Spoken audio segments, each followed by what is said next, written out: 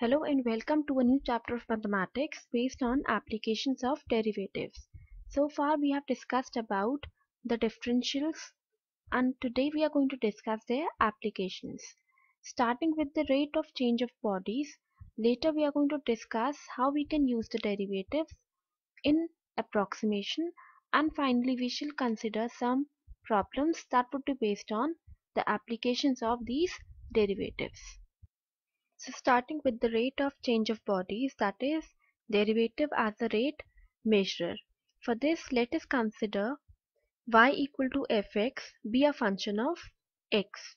Now let delta y be the change in y corresponding to a small change in x represented as delta x. Then delta y divided by delta x represent the change in y due to unit change in x. In other words, delta y by delta x represent the average rate of change of y with respect to x as x changes from x to x plus delta x. Now as delta x tends to 0, the limiting value of this average rate of change of y with respect to x in the interval x and x plus delta x becomes the instantaneous rate of change of y with respect to x. Thus we have delta y by delta x with limit delta x tending to 0 equal to the instantaneous rate of change of y with respect to x. This implies that dy by dx is equal to rate of change of y with respect to x, since the value of delta y by delta x with limit delta x tending to 0 is equal to dy by dx. Therefore, dy by dx represent the rate of change of y with respect to x for a definite value of x.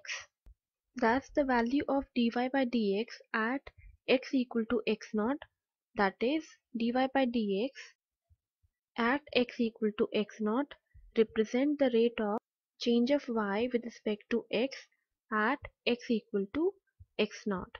And if x is a function of phi t and y is equal to psi t, then dy by dx is equal to dy by dt divided by dx by dt, provided that the value of dx by dt is not equal to 0.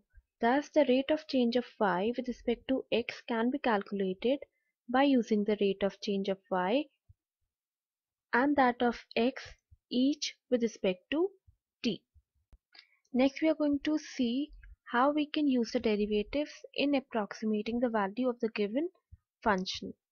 Here, let us consider x to be an independent variable and y be the dependent variable connected by the relation y equal to fx.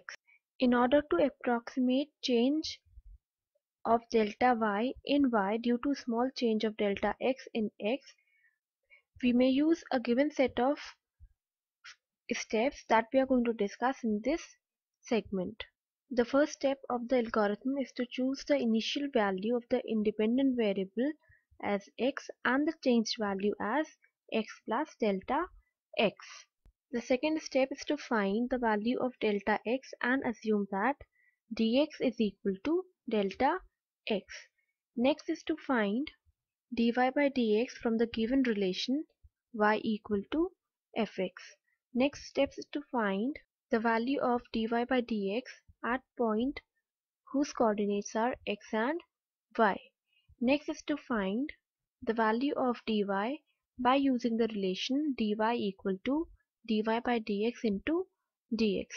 Next we are going to substitute delta y nearly equal to dy in order to obtain an approximate change in y. Thus, following these steps, we can find an approximate change in the dependent variable due to small change in independent variable. Next, we are going to discuss some problems that would be based on the applications of the derivatives that we have discussed in this lecture. The first problem states that an edge of a variable cube is increasing at the rate of 10 cm per second. how fast the volume of the cube is increasing when the edge is 5 centimeter long. Now here let us suppose the length of the edge of the cube be x and the volume at any time t is v. Then v is equal to x cube and dx by dt is equal to 10 centimeter per second as we have been given in this problem. Now we have v equal to x cube. This implies that the derivative of this function v with respect to time t is equal to dv by dt and is equal to 3x square dx by dt. This implies that dv by dt is equal to 3x square into 10, which is equal to 30x square, since we have given dx by dt is equal to 10, which implies that dv by dt at point x equal to 5 is equal to 30 into 5 square, which is equal to 750 centimeter cube per second. Thus, the volume of the cube is increasing at the rate of 750 centimeter cube per second when the edge is 5 centimeter long. Next, we are going to consider another problem which says that a circular metal plate expands under heating so that its radius increases by 2%. Find the approximate increase in the area of the plate if the radius of the plate before heating is 10 centimeters. Now here let us consider at any time x be the radius and y be the area of the given circular metal plate. Then y equal to pi x square. That means the area of the circular metal plate is equal to pi x square, where x represents the radius of the given metal plate. Now let delta x be the change in the radius and delta y be the corresponding change in the area of the given plate. Then we can say that delta x by x into 100 is equal to 2, as it has been specified in the given problem that the radius increases by 2% when the circular plate is being heated. We know that delta x by x into 100 is equal to 2, which means that delta x by 10 into 100 is equal to 2, where we have substituted the value of x as 10. This gives us the value of delta x as 2 by 10. This implies that dx is equal to 2 by 10, since we have discussed earlier that dx is nearly equal to delta x.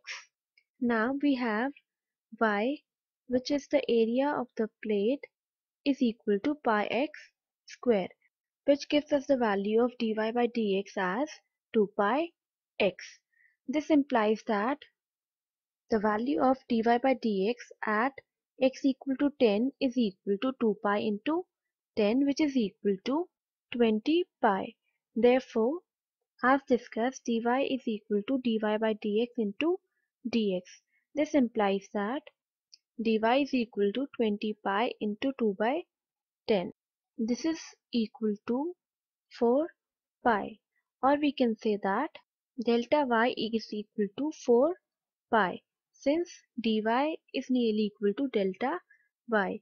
Hence, the approximate change in the area of the plate is 4 pi. With this, we conclude this lecture based on applications of derivatives.